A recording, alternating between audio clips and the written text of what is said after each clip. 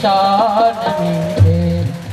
ओम श्री केशवाय नमः, ओम नारायणाय नमः, ओम माधवाय नमः, हस्तवृक्षाय ऋषिकेशाय नमः। अपवित्रः पवित्रो वा सर्वावस्थांगतोऽपि वा यः स्मरेत् पुण्डरीकाक्षं स बाह्याभ्यन्तरा शुचिः। ओम चंदनं महत्पूर्णं सर्वपापप्रणाशनं सर्वदा हरते विघ्नं। लक्ष्मी वसतु सर्वदा, लक्ष्मी तिष्ठतु सर्वदा। ओम श्री पुराण पुरुषोत्तमाय नमः। ओम गंगातरंगरमणीय जटाकलापं गौरी निरंतर विभूषित वामभागं। नारायण प्रियमना गमदापहार वाराणसी पुरपते भज विश्वनाथम। श्री पुराण पुरुषोत्तमाय नमः, शिव महापुराणाय नमः। ध्यानार्थेक्षत पुष्पाणि समर्पयामि, जलगंधाक्षत पुष्पाणि समर्पयामि। शिव समान दाता नहीं, विपति विदार निहार। लज्जा सबकी राखियो, नंदी के अशबार। कृष्ण महापुराण की जय हो। आइए बाल व्यास स्त्री हम सबके मध्य में विराजमान युवाचार्य श्री संघ धर्मेश्वर जी जो व्यासपीठ पर अलंकृत कर रहे हैं, शोभायमान है, उनका दिव्य पूजन करके और कथा में प्रवेश करेंगे। आज कलश यात्रा के समय थोड़ी सी कथा में विलंब हुई, लेकिन प्रथम दिन विलंब हो ही जाता है। समय का ध्यान रखते हुए ओम श्री व्याल व्यास स्वरूपणे श्री व्यास रूपाय नमः। ध्यानार्थे जलगंधाक्षत पुष्पाणि समर्पयामि। ओम ध्यान मूलम गुरोर्मूर्ते पूजा मूलम गुरोर्पदम मंत्र मूलम गुरोर्वाक्य मोक्ष मूलम गुरो कृपा। लक्ष्मीनाथ समारंभ नाथया मुनि मध्यमा अस्मदाचार्य पर्यंता वंदे गुरु परंपरा। श्री सद्गुरुदेवाय नमः। बोले व्यास भगवान की, श्री सद्गुरुदेव भगवान की। आइए हम सब लोग कथा में प्रवेश करेंगे। श्री राधे।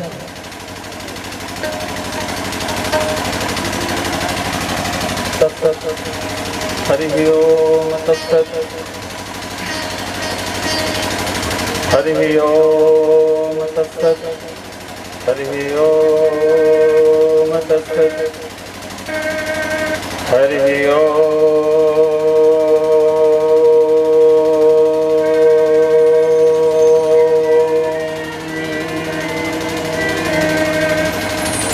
स्वस्ति श्री गणेशाय नमः। हरि ओम। स्वस्ति श्री उमा महेश्वराभ्यां नमः।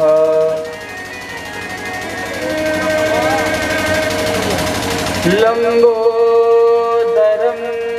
परम सुंदरमेकदन्तं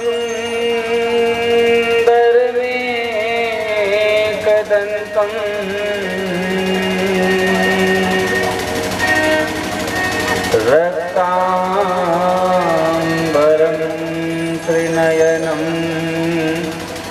परमं पवित्रम्।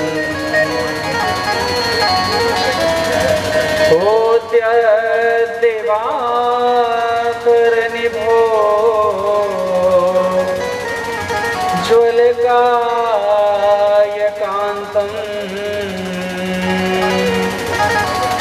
विघ्नेश्वरं सकलविघ्नहरं नमामि।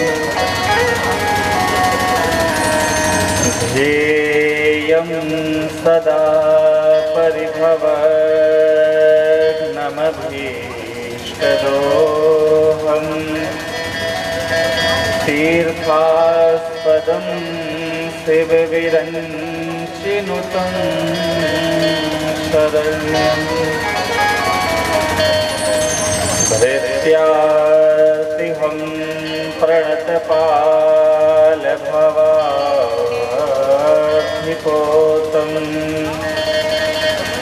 वन्दे महापुरुषते चरणारविन्दम्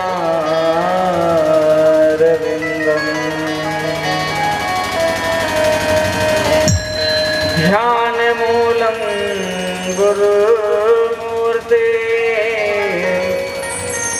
पूजामूलं गुरुर्पदम् मन्त्रमूलं गुरुर्वाक्यम्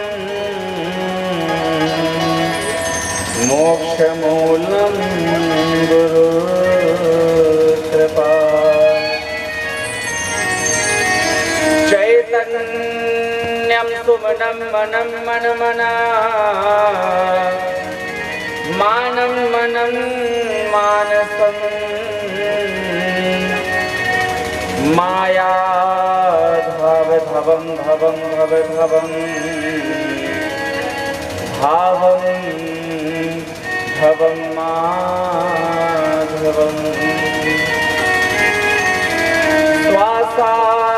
श्वासासारसरं सरसरसरं सारं सरं वासरं वैकुण्ठाधिपते भवं भवभवं भावं भवं शाम्भवम् जय जय श्री राधा रमण जय जय नवल किशोर जय गोपी चित चोर प्रभो जय जय माखन चोर हरे राम राम राम हरे हरे हरे कृष्ण कृष्ण कृष्ण हरे हरे। बोलिए श्री शिव महापुराण की।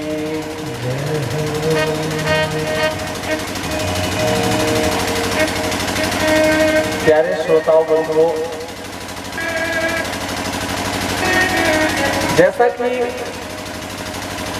हमें यह बड़ा ही सुखद अवसर प्राप्त हुआ कि हमारे मध्य पर विराजमान और आज ही प्रथम दिवस की कथा पे सद्गुरुदेव भगवान का आगमन हुआ, क्योंकि गुरु ब्रह्मा गुरु विष्णु गुरुर्देवो महेश्वर गुरु साक्षात परब्रह्म तस्मै श्री गुरुवे नमः का ये संदेश हम आप सभी देते हैं एक दूसरे को, क्योंकि हमारे जीवन में जो भी हमारे उत्थान का कारण है, हमारे नकारात्मक शक्ति से सकारात्मक शक्ति की ओर प्रवेश करने का जो एकमात्र जो श्रेयस्कर उपाय है, जो एक कारण है, वह एक गुरु ही है। क्योंकि गुरु शब्द का अर्थ ही होता है जो अज्ञान रूपी अज्ञानांधकार से जो प्रकाश की ओर लेकर के जाता है। तो ऐसा सुखद अवसर हमें और आप सभी को प्राप्त हुआ। बोलिए सद्गुरुदेव भगवान की।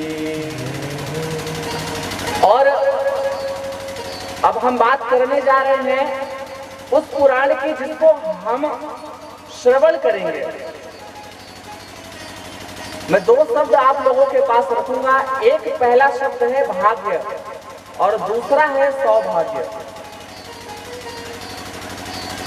भाग्य के बारे में जैसे कि कहा बाबा गोस्वामी तुलसीदास जी ने, बड़े भाग मानुष तन पावा, बड़े भाग्य मानुष तन पावा, बड़े भाग मानुष तन पावा, बड़े भाग्य मानुष तन पावा,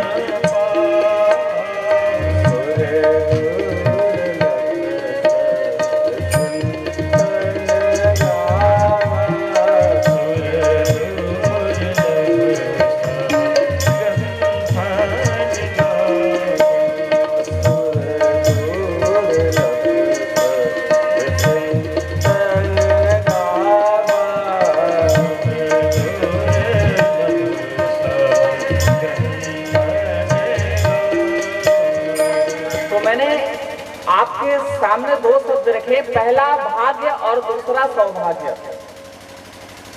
तो बड़े भाग्य मानुष तन पावा, यानी कि वो बड़े ही खुश नसीब होते हैं और वो बड़े ही भाग्यशाली होते हैं जिन्हें यह मानुष का तन प्राप्त होता है। यानी कि जो हमारा जो यह देहधारी शरीर है, मनुष्य का जो यह तन है, बड़े भाग्य से हमें प्राप्त होता है। सुर दुर्लभ सब संतन गावा, क्योंकि मानुष का तन प्राप्त करके हम बुरे कर्म भी कर सकते हैं तो हम सत्कर्म भी कर सकते हैं। जैसा कि हमारे पास ऑप्शन है, हमारे पास दो रास्ते हैं, या तो हम अच्छे कार्य कर सकते हैं या तो हम बुरे कार्य कर सकते हैं। लेकिन हमें निर्णय जो लेना है वह स्वयं हमें और आपको लेना होगा। जैसा कि सत्संग भी हमें बड़े भाग्य से प्राप्त होता है, और जो ये हमारा शरीर है, यह हमारा शरीर हमें और आपको बड़े ही भाग्य से प्राप्त होता है। तो मैंने पहली बात रखी भाग्य की और दूसरी बात रख रहा हूं सौभाग्य की। भाग्यशाली तो हम हैं ही, लेकिन परम सौभाग्यशाली हम इसलिए हैं क्योंकि सौभाग्य का अर्थ जो होता है वास्तविक, वह होता है सुखद अवसर का प्राप्त होना। तो आज हमें और आपको ये सुखद अवसर प्राप्त हुआ है, और सुखद अवसर इसलिए प्राप्त हुआ है क्योंकि कथा हमें, यानी कि कथा हमें शिव महापुराण जैसी कथा को श्रवण करने का और कराने का यह सौभाग्य प्राप्त हुआ है। बोलिए शंकर भगवान की। और हम महात्मा की कथा में जाने से पहले सत्संग के विषय पर बात करेंगे,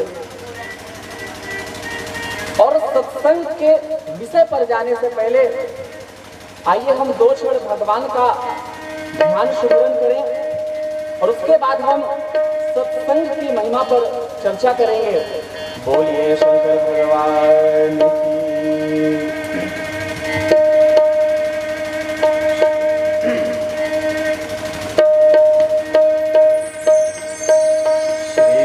नारायण नारायण नारायण, श्रीमन नारायण नारायण नारायण, श्रीमन नारायण नारायण नारायण, श्रीमन नारायण नारायण नारायण। जैसा कि सभी भक्तों को मीठी मीठी तालियों के साथ में भगवान का ध्यान सुमिरन करना है, क्योंकि ये बड़े भाग्य से प्राप्त होता है। जैसा कि सदगुरुदेव महाराज ने बताया, तो सभी को क्या कहना है? श्रीमन नारायण नारायण नारायण,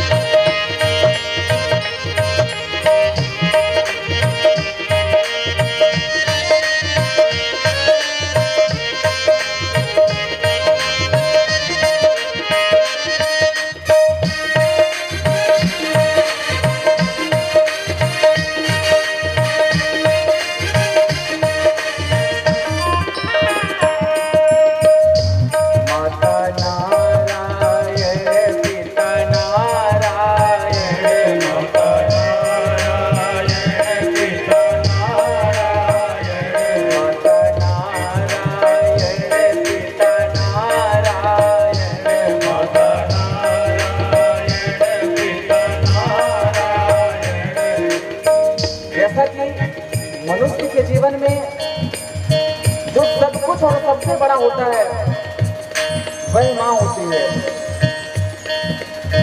सबका एक स्थान दिया गया है, पहला माँ को, दूसरा पिता को और फिर तीसरा गुरु को। क्योंकि जो जन्म देने वाला होता है वह सबसे बड़ा गुरु होता है, और जो हमें जन्म मिलता है, जो हमें यह मनुष्य का तन प्राप्त होता है, यह हमें माँ से प्राप्त होता है। तो प्रत्येक एक मनुष्य का जो सबसे बड़ा गुरु होता है वह माँ होती है। इसलिए मैं सभी भक्तों से अनुरोध करना चाहूंगा कि जो ईश्वर के समान, जिनको हम पूजते हैं, जिनका दर्जा है, इनका कभी भी हमें अनादर नहीं करना चाहिए, इनका कभी भी हमें तिरस्कार नहीं करना चाहिए। क्योंकि माता पिता वो हस्ती है मनुष्य के जीवन में, जिसके जीवन में दुनिया बसती है। मनुष्य का जो जीवन एक बसता है वह माता पिता के आशीर्वाद से ही बसता है। तो क्या कहना है? माता नारायण, पिता नारायण, माता नारायण, पिता नारायण, माता नारायण, पिता नारायण,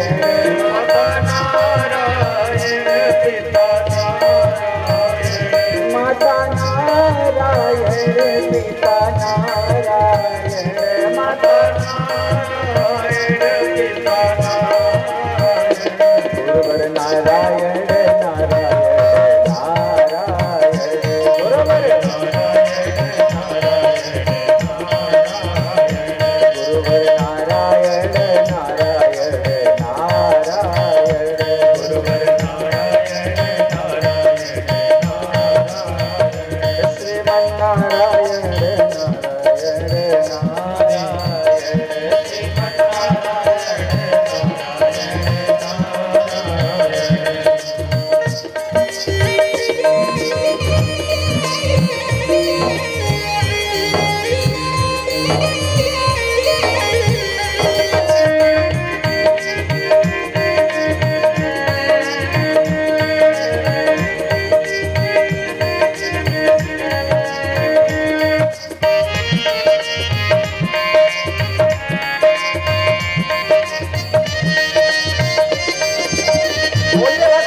नारायण,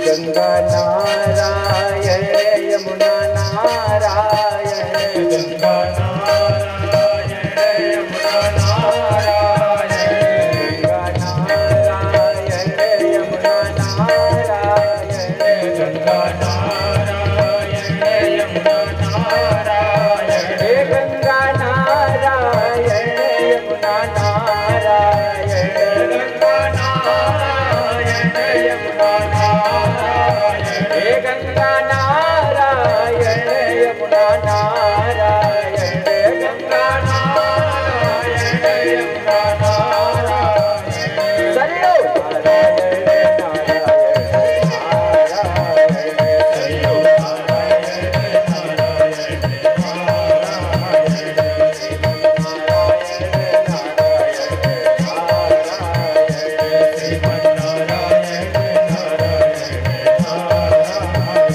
और जैसा कि आप ये भी जान लीजिए कि आखिर सत्संग किया क्यों जाता है। सत्संग जैसा कि दो शब्दों से मिलकर बना हुआ है, सत और संग, यानी कि संगत एक ऐसे विषय की, एक ऐसे तत्व की, एक ऐसे ईश्वर की किया जा रहा है जो सत्य स्वरूप है, जो परम सत्य है।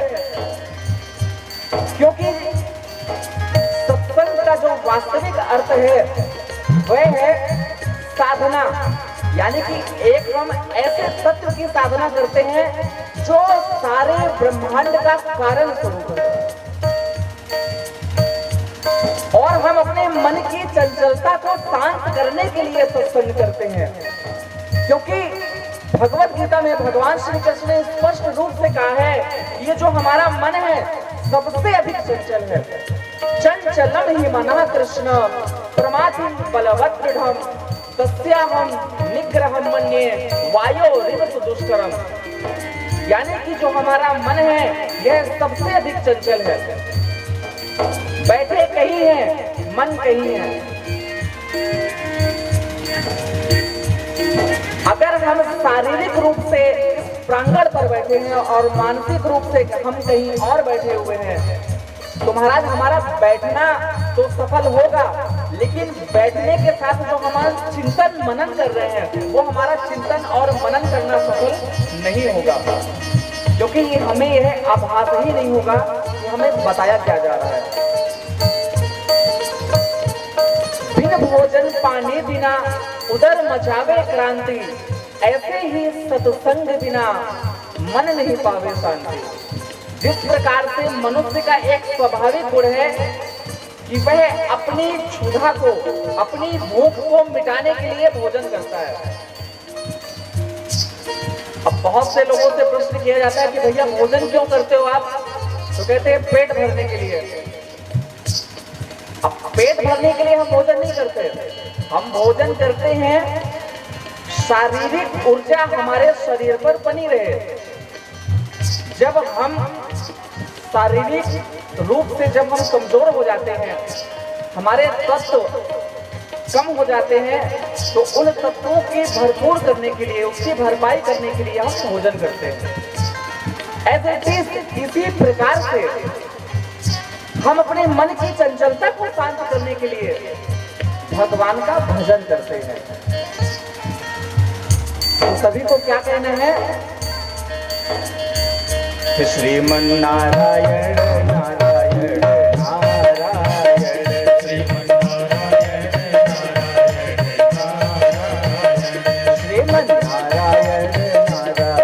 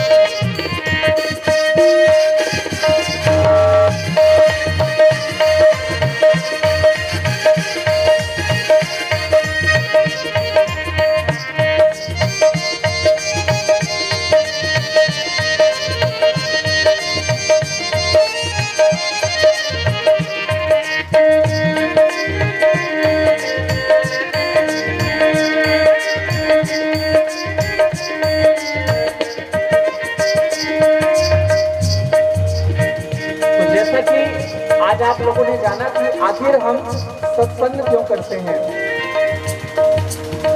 सत्संग का जैसा कि मैंने वास्तविक आपको अर्थ बताया कि हम अपनी मन की चंचलता को शांत करने के लिए सत्संग करते हैं, और हमारा मानसिक रूप से जो हमारा एक कंसंट्रेशन है, जो ध्यान है, वो तभी अच्छे तरीके से लग पाता है जब हम भगवान के सानिध्य में होते हैं, भगवान के समीप होते हैं, भगवान के करीब होते हैं। हम अपने जीवन में, अपने दैनिक दिनचर्या में अपने आप को, अपने परिवार को, अपने समाज को, अपने सभी जन समुदाय को हम 24 घंटे देते हैं, और उन 24 घंटे में भी हम देखते हैं कि कुछ ना कुछ कमी रह जाती है, और उस कुछ ना कुछ कमी की वजह से हमें बहुत कुछ सुनना पड़ता है। यानी कि 24 घंटे देने के बाद भी हम समाज की भलाई के लिए, अपनों की भलाई के लिए, अपने परिवार की भलाई के लिए इतना कुछ करते हैं, उसके बाद भी हमें कुछ ना कुछ सुनना पड़ता है। और न हम अपना यह लोग बना पाते हैं, न वह लोग बना पाते हैं। और अगर उस केवल 24 घंटे में अगर हम 1 घंटा भी भगवान को देते हैं, केवल 1 घंटा भी या 1 क्षण भी अगर हम भगवान को देते हैं तो हम अपना इन लोग भी बनाते हैं और वो लोग भी बनाते हैं। यानी कि हम अपना जीवन यहाँ भी सार्थक करते हैं और वहाँ भी सार्थक करते हैं। बोलिए शिव शंकर भगवान की जय। हरि बोल हरि बोल हरि बोल हरि बोल हरि बोल हरि बोल हरि बोल हरि बोल हरि बोल हरि बोल हरि बोल हरि बोल हरि बोल हरि बोल हरि बोल राधे बोल राधे बोल राधे बोल राधे बोल राधे बोल राधे बोल राधे बोल राधे बोल राधे बोल राधे बोल राधे बोल राधे बोल राधे बोल राधे बोल राधे बोल श्यामा बोल श्यामा बोल श्यामा बोल श्यामा बोल श्यामा बोल श्यामा बोल श्यामा बोल श्यामा बोल श्यामा बोल श्यामा बोल श्यामा बोल श्यामा बोल श्यामा बोल राधे बोल राधे बोल राधे बोल राधे बोल राधे बोल राधे बोल राधे बोल राधे बोल राधे बोल राधे बोल राधे बोल राधे बोल राधे बोल राधे बोल हरे राम हरे राम राम राम